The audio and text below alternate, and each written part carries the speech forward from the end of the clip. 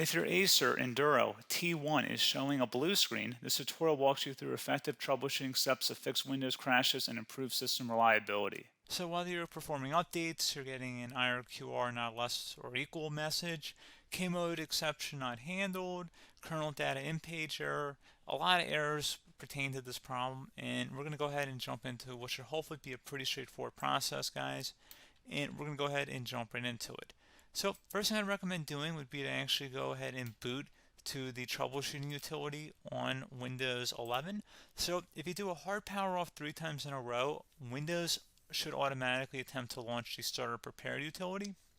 And if it doesn't find anything, it will give you the option to select advanced settings, in which case it will take you to a screen that looks like this.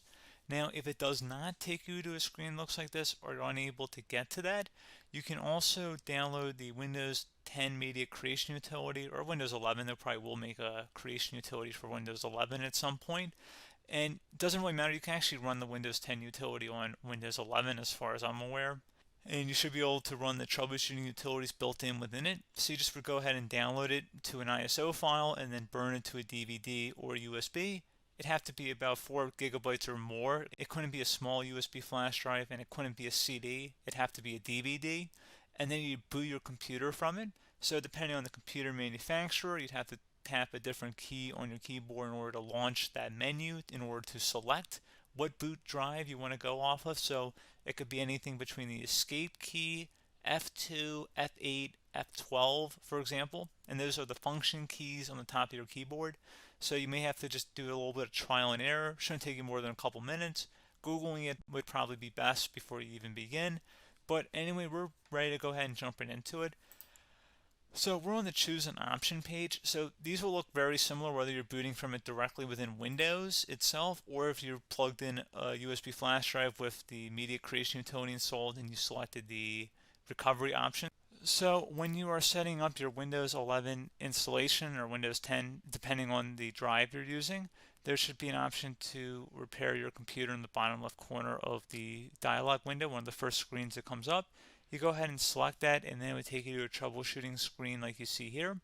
And you want to go ahead and select troubleshoot, reset your PC, or see advanced options. And then there are going to be a whole bunch of options in here that we're going to explore in today's video. The first one, we're going to actually go underneath advanced options and then select startup prepare, fix problems that keep Windows from loading. So go ahead and select that first.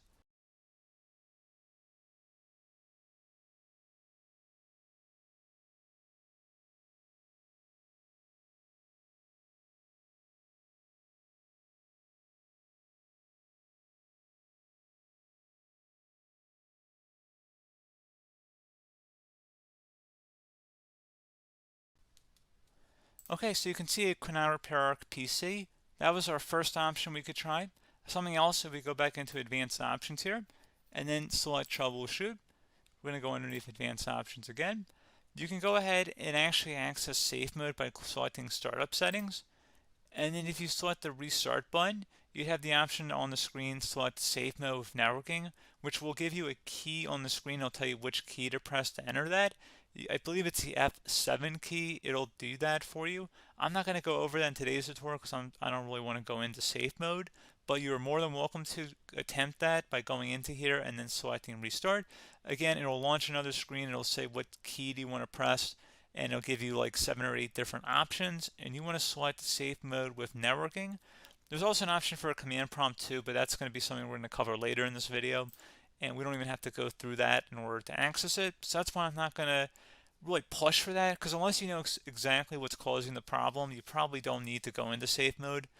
Unless you're trying to recover files, in which case then you definitely can go into safe mode, but we're trying to actually recover our computer here. So I hope that makes sense. Something else we can also try here as well would be to uninstall updates, remove recently installed quality or feature updates from Windows. So if you go ahead and select that, you can uninstall the latest quality updates, which generally is the more day-to-day updates. Feature updates are the less regularly released ones, like the big ones. I would equate it to service packs in like Windows 7 and Windows Vista and Windows XP. So larger updates that occur once or twice a year at most.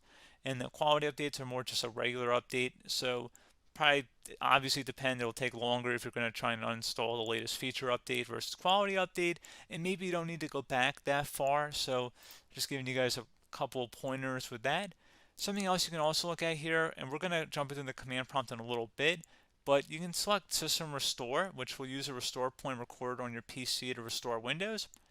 And this is something I would highly recommend here, guys. So select Next. Assuming you have a restore point saved on your computer, you go ahead and select the most recently created one, and you'll select Next, and then you'll select the drive. You shouldn't actually have to select the drive. You can scan for affected programs, but we're going to keep it all default here, and then we're going to select Finish. So once started, System Restore cannot be interrupted. Do you want to continue? I think we're going to select yes. I don't think we have anything better to do on our computer right now, so just give it a moment here to initialize. It will take a couple minutes to run, obviously depending on how large your hard drive is and how much is saved on the System Restore point. So just give it a couple minutes here.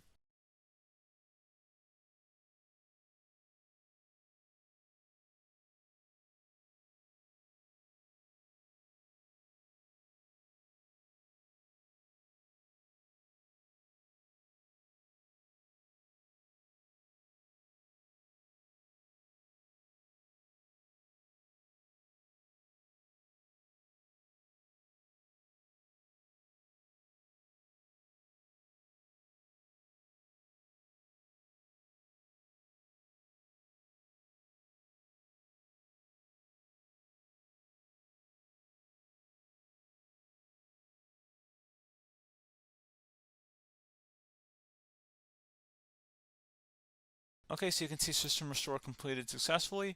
The system has been restored. Your documents have not been affected. Click the Restart button to restart your computer. Go ahead and select Restart.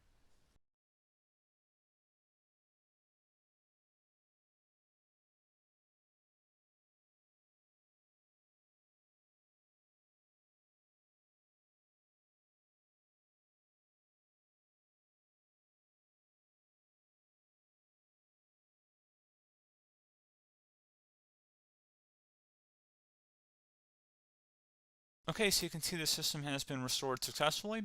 We're going to go over a couple different methods in addition to that if that did not work. So I'm just going to pause the video and we're going to start back on the recovery screen that we started with.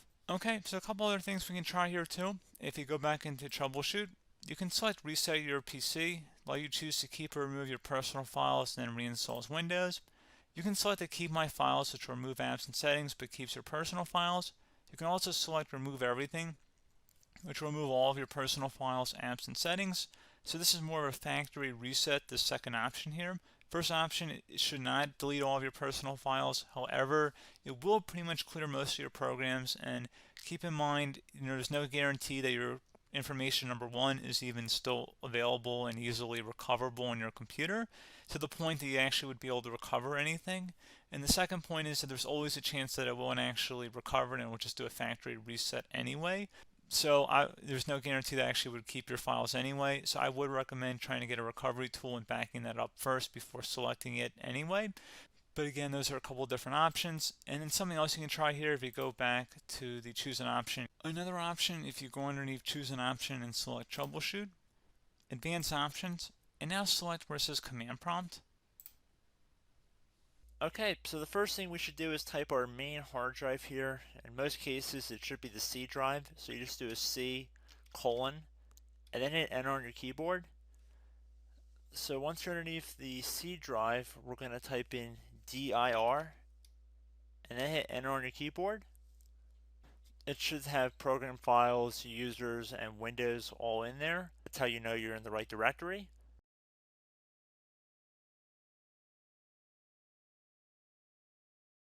In some cases, it might be the D drive as well, so just keep that in mind.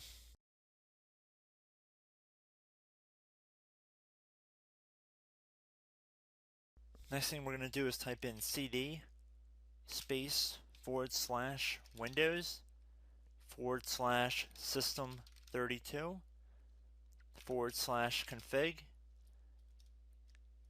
and then you're going to hit enter on your keyboard.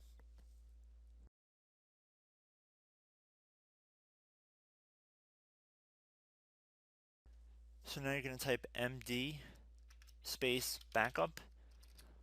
if you've seen other tutorials, it might also say to put down MD backup. That's because the backup name is pretty common when you want to back something up. So you can name this whatever you want, doesn't have to be backup. So if you've already made a backup folder in the past, you could do backup 1, for example. So once you're done setting the name you want the backup to be called, hit enter on your keyboard again.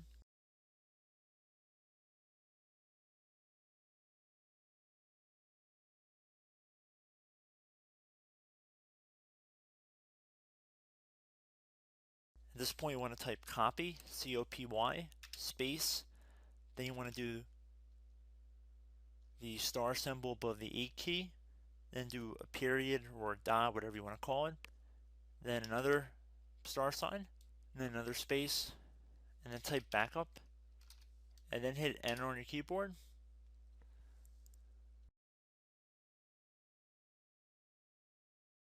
Now you want to type CD reg back, REG BACK, and then hit enter on your keyboard. So now that we are under the reg back, so now you want to type dir again, and then hit enter.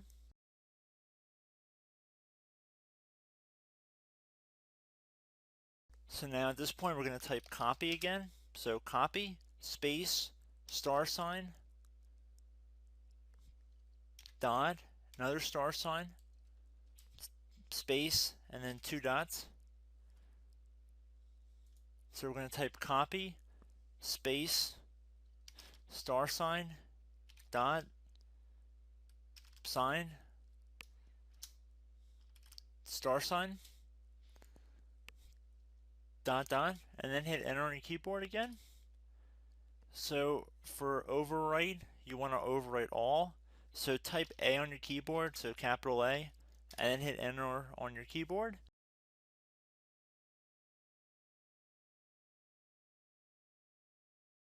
So at this point, you should be good to go. You can close out of the command prompt window, and if you accidentally continue to Windows 10, you should be all set. So I hope one of these 3 or 4 different methods we went through in this tutorial helped you guys out.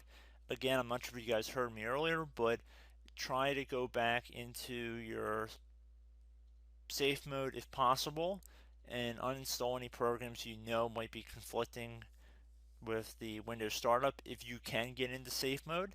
So just keep that in mind. Something very simple like that could be blocking up everything. So again, I hope this tutorial helped you guys out, and I will catch you in the next tutorial. Goodbye.